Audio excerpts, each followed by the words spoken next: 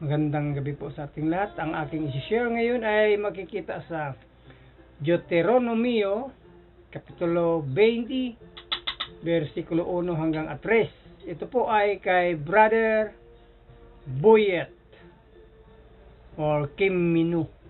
Ito po ang nakasulat. Kung kayo'y makikipagdigma at makita ninyo na mas marami ang mga kabayo, karwahe at sundalo ng inyong kalaban, huwag kayong matatakot dahil kasama ninyo ang Panginoon na inyong Diyos na naglabas sa inyo sa Ehipto. Bago kayo pumunta sa digmaan, dapat lumapit muna ang pari sa harapan ng mga sundalo at sabihin, makinig kayo o mamamayan ng Israel. Sa araw na ito ay makipagdigma kayo sa inyong mga kaaway. Lakasan ninyo ang inyong loob at huwag kayong matakot. Yun lang po. Maraming salamat. God bless. Magandang gabi po sa ating lahat at muli tayo po ay mag-share sa ating daily devotion dito sa Deuteronomy chapter 20 verse 4 to 6. Sapagkat kasama mo ang Diyos mong si Yahweh, siya ang makikipaglaban para sa iyo at pagtatagumpayin kaniya. Ganito naman ang sasabihin ng mga pinunukawal. Sino man ang may bagong bahay, subalit hindi pa ito na itatalaga, ay maaari nang umuwi. Baka siya'y mamatay sa labanan at iba pa ang tumira sa bahay niya. Sino man ang may bagong ubasan, subalit hindi pa nakakatikim ng bunga niyaon ay maaari nang umuwi. Baka siya ay mamatay sa labanan at iba pa ang makinabang sa kanyang ubasan. Amen.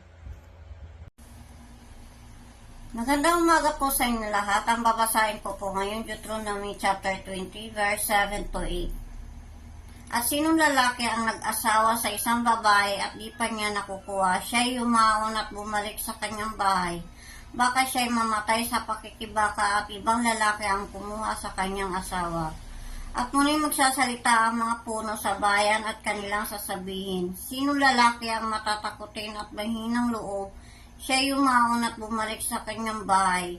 Baka ang puso ng kanyang mga kapatid ay lupaypay na gaya ng kanyang puso. Amen. Ngayon babasahin ko po, Deuteronomy chapter 20, verse 9 to 11. At mangyari, pagka ang mga pinuno ay natapos ng makapanalita sa bayan, na sila'y maghahalal ng mga kapitan ng mga hukbo sa unahan ng bayan. Pagka ikaw ay lalapis sa isang bayan upang makipaglaban, ay iyon nagang ihahayag ang kapayapaan doon. At mangyayari na kung sagutin ka ng kapayapaan at pagpuksan ka, ay mangyayari na ang buong bayang masusumpungan sa loob ay magiging sakop mo at maglilingkod sa iyo. Amen. Gandang gabi po sa ating lahat.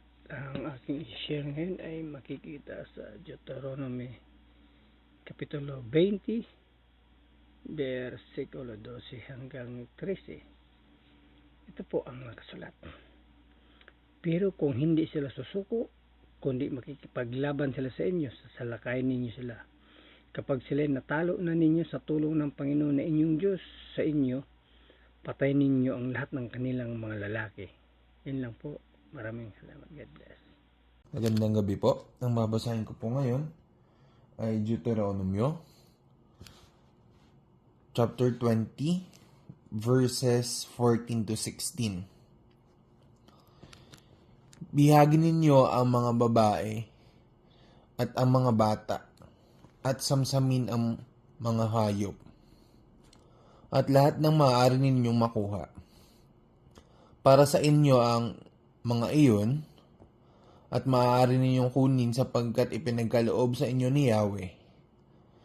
Ganyan ang gagawin ninyo sa mga lunsod na malayo sa inyo. Ngunit sa mga lunsod na sa lupaing ibibigay sa inyo ni Yahweh ay wala kayong ititirang buhay.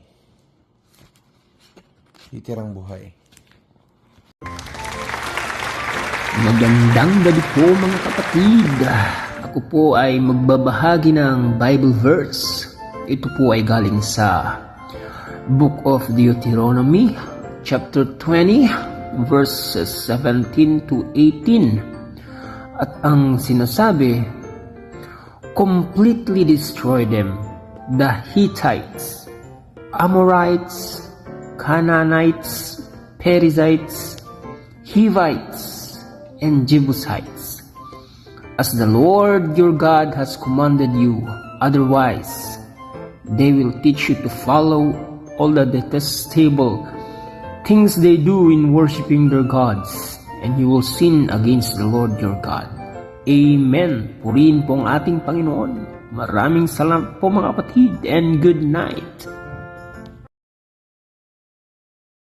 Magandang gabi po sa ating lahat at akin pong ibabasa si Ate Luz sa ating daily devotion dito sa Deuteronomy chapter 20 verse 19 hanggang 20.